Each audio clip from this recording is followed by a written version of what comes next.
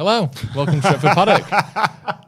We're so excited. We're so smooth that Manchester United have made a bid for Christian Eriksen. The producer punching live and goes, "Oh, yeah, that's must the noise be live." What's the news, Adam? There is breaking news. There is breaking news. There is news that has broken that Manchester United have made an official offer to sign free agent Christian Eriksen. About a week ago, we heard that Christian Eriksen had rejected an offer from Brentford, who had put out a reasonable offer to him.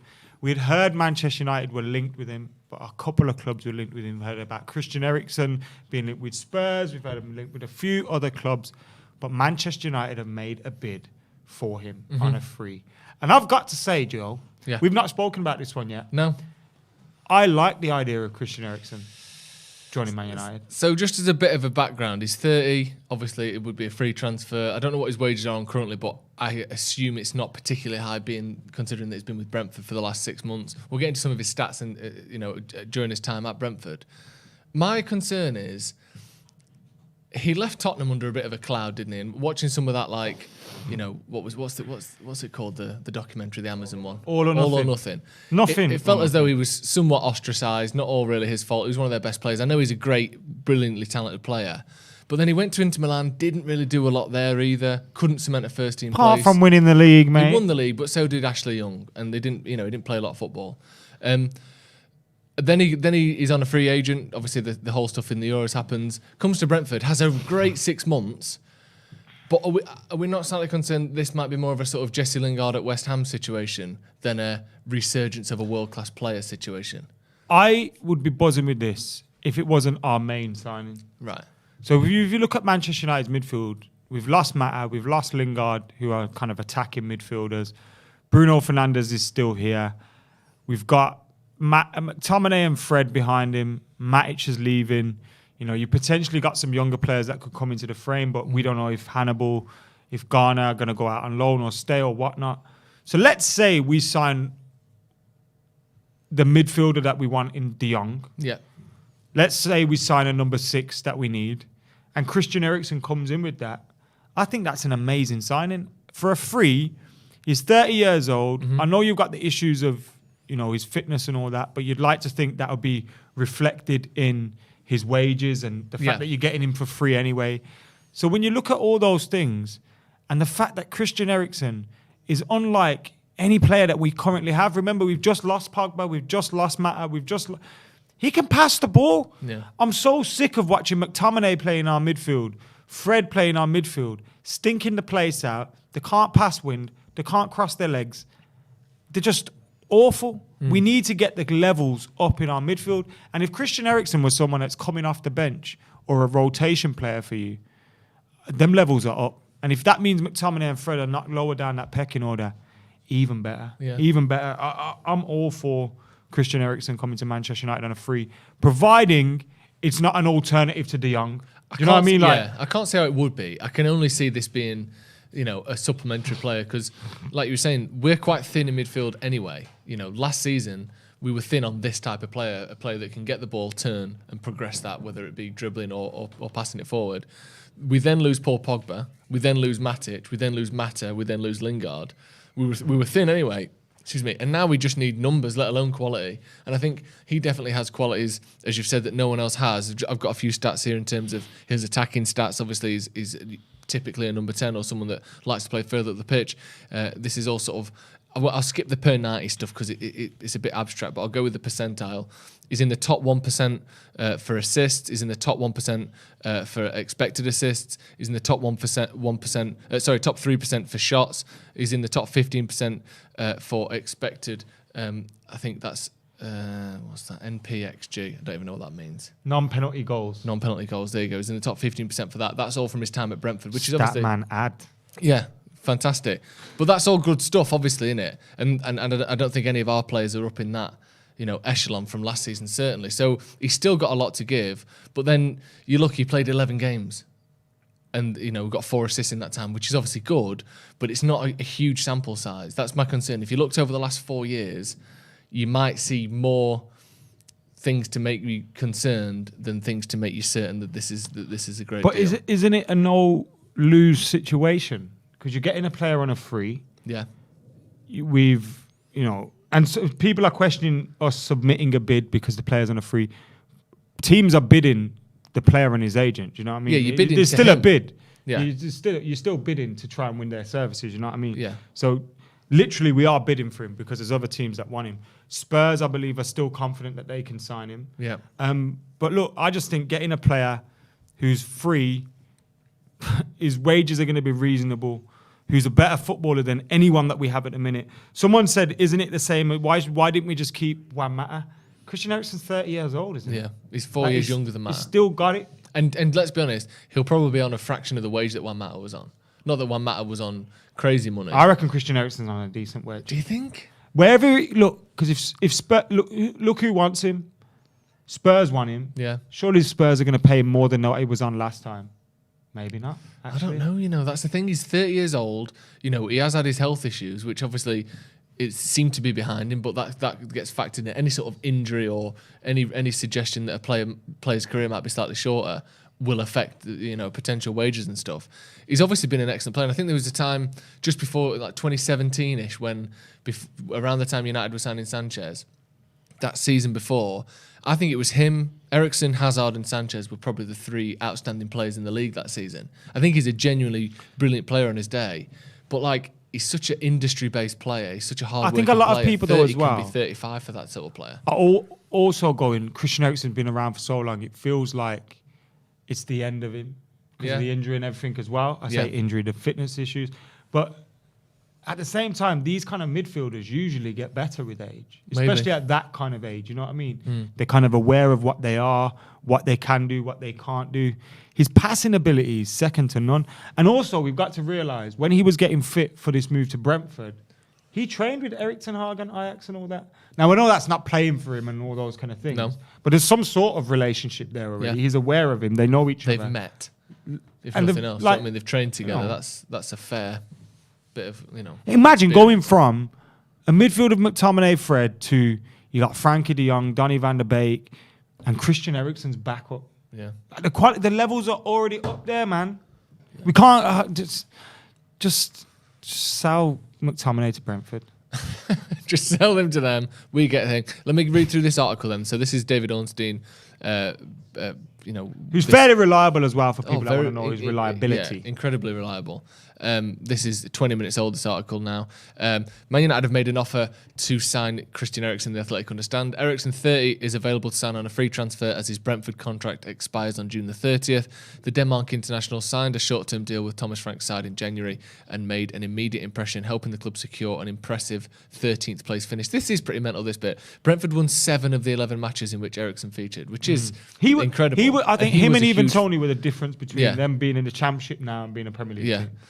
Meaning they secured safety a couple of weeks before the season ended. Barcelona player Frankie de Jong is believed to be the club's top midfield priority, with United aware of the Spanish side's financial difficulties, but it's understood the talks between United and Barcelona have some way to run, and the Premier League club have other options, of which Eriksen is one. That's an interesting point I want to come back to. Brentford have been interested in extending the stay, as you said.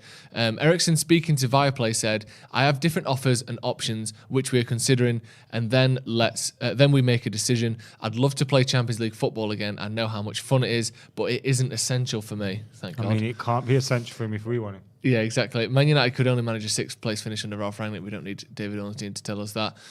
Eriksen, like you said, trained with Ajax reserves before joining Brentford in January in order to get back up to speed following his cardiac arrest at the delayed Euro I think a lot of people are reading that bit wrong, though. I feel like it means De Jong is an option. It don't feel like an either-or thing. It's not like De Jong is an option and Christian Eriksen is also another option. Well, let's read that different again, kind of players. just so people can get that in their head. But it's understood the talks between United and Barcelona have some way to run, and the Premier League club have other options, of which Eriksen is one. Does that not feel like an either-or to you there? It feels like this is one of our options. It's like, because they're different. I think they fill different roles, wouldn't they? Yeah, Eriksen's like much Frankie more of an de Jong attacking would be player. playing every game. Yeah. Christian Eriksen wouldn't. Yeah. Christian Eriksen's probably also alternative for Bruno Fernandes. Yeah, he's a number 10. Eriksen's a number 10. Yeah, he can play deeper, but he's more of a replacement for Bruno Fernandes. And actually, against some teams, especially when we're playing against a low block, I'd rather see Christian Eriksen trying to pass the, you know what I mean, than Bruno Fernandes at times. I know Bruno Fernandes has got better goal return and all those kind of things. But yeah, I'm not saying I don't know anything about how much this is going to be done or not. Yeah. But I actually want this to happen. Yeah. I really want this to happen. I mean, this might be a stupid question. Would you have this at the expense of the De Jong deal? Or No. does it have to be and or has to be and. De Jong has to come with a number 6 and a Christian Eriksen on top would be nice. But De Jong and a number 6 has to happen. Or an 8 and a 6 has to happen. Yeah. Because De Jong isn't that DM that we're looking for. No. That's why seeing the Ibrahim Sangare rumours is good as well. Because if you can get him and De Jong, and then I know we're living in dreamland here because United probably won't sign one of them. But if you get De Jong, I think they will. Sangare, and Eriksen came, Yeah. you're laughing, bro. Yeah. That's a whole new midfield. Yeah. And we've lost, like I said, 4 midfielders this summer.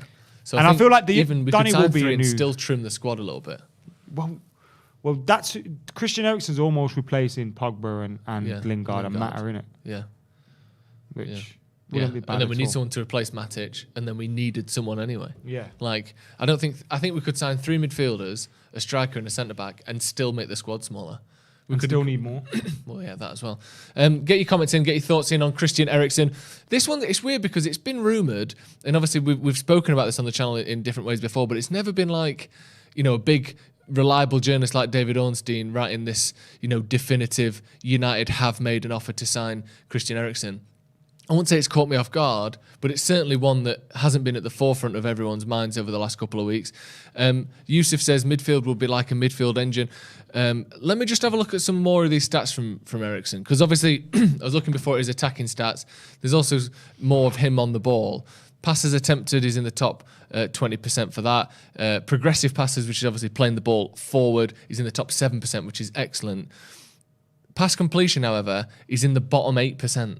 So 92% of midfielders, complete a high percentage of their passes than Eriksen does. But that's because he's taking risks, isn't he? Playing in that high. Yeah, part of the a pitch. lot of his passes will be over the top through Yeah. the lines. So you're putting risks on their potential, deflections, potential interceptions, potentially your pass don't make it. You kind of allow. It would be like I know people get on their case at times, and I've alluded to it today even about Bruno, but you kind of allow the Brunos and the Pogbas to take more risks, don't you? Yeah, that's have to. Bruno's role in particular. Here's a good point here from Coyote. He says, how is United going to fit Eriksen, Van der Beek, Bruno and De Jong into a midfield? That's not to even mention a defensive midfielder. Well, Bruno isn't going to play 6 or 8. Yeah. De Jong's going to play. De Jong can play 6. He's not a 6 though. He's going to be 8.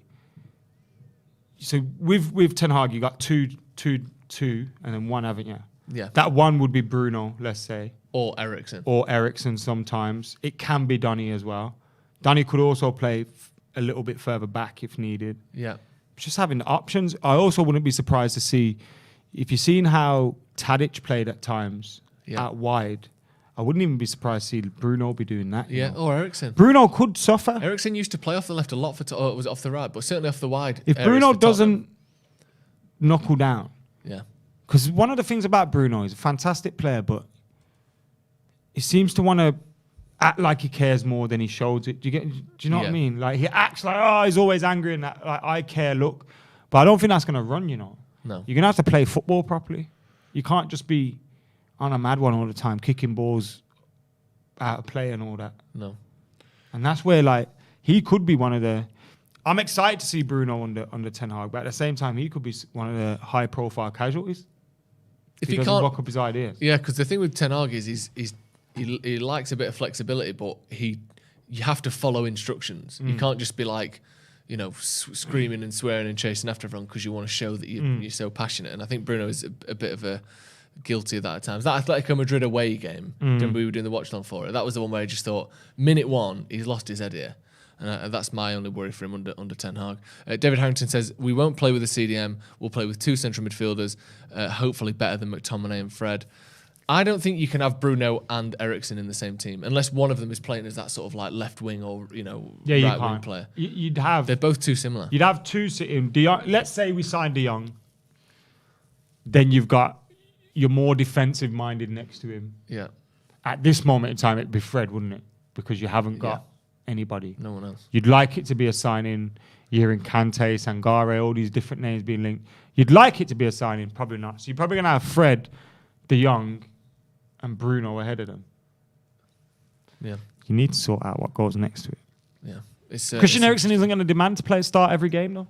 Do you think? But so let's have a look at some of the other options then. Like you said, Brentford, he would play every game. He's reportedly you can't play every that. game. No, well, that's true, but that's what he said. Then Tottenham are another team that seem to be in for him. Conte wants him back there. That makes a lot of sense. They've got Champions League football. I think Conte was the manager of Inter when Eriksen was there, and he obviously used to play for Tottenham. That seems like a deal that's almost Where would too he good play to be true. for Conte, Because he also though? he lives in London, presumably, if he's playing for Brentford. Where would he play for Conte, though? Because he doesn't play at number 10. Or you got Son, Kane. You've now got Perisic, who plays in the front three. You got Kulusevski. Where would he play? Like again, you're looking on the fringes. He's not starting week in, week out wherever he goes. No, well that's unless true. it's Brentford. Yeah, he could maybe play in behind the striker. I don't know, depending on on what formation they're playing. But yeah, I don't know. He's not playing week in, week out, like you said. Right, should we wrap it up there? It'd be a great signing for United. I think he'd be decent. I think it'd be a great signing has for to whoever be, he signs. He has to be there, and Christian Eriksen. It has to be a bonus. Yeah. A cherry. Yeah, on the cake. The little cherry on top. Right, let's wrap it up there. Get your thoughts in below. Manchester United have made a bid for Christian Eriksen. And when we say a bid, obviously he's a free agent. We are bidding to him. We are going to him and saying, here's the package. Is it better than Tottenham's? Is it better than Brentford's? Do you want to join Hopefully us? Tottenham don't do what they did to Gaza, phone him and say, we'll give your mum and dad a house. Yeah. And then he'll just reject us after. Well, hopefully not. I mean, I'd rather have Gaza, not now. Gaza then than Eriksen. Anyway, hit subscribe if you haven't already. Let us know whether you think Christian Eriksen would be a good addition to Man United. Yes or no? Do you want him? Yes. Me too. Just anything but McTominay and Fred. See you in a bit.